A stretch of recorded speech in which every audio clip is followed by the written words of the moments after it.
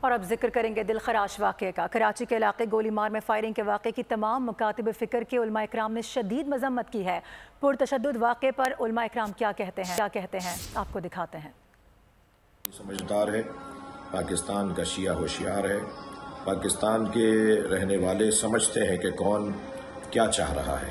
میں اداروں سے مخاطب ہوں، حفاظتی اداروں سے، کہ پاکستان ہماری جان ہے، ہماری آبرو ہے، ہمارا مان ہے، ہماری شان ہے۔ ہم اس میں بدامنی اور فرقہ واریت اور دہشت گردی اور شدت پسندی نہیں چاہتے۔ یہ دیکھیں، پاکستان ہمارا ملک ہے اور اس ملک میں ہم سبھی بستے ہیں اور ہر ایک اپنی اپنی وقت پہ اپنی اپنی عبادات کرتا ہے، لہٰذا ایسی کوئی چیز جس سے ملک میں بدامنی ہو، انتشار ہو، فساد ہو، اسے نہیں ہونا چاہیے۔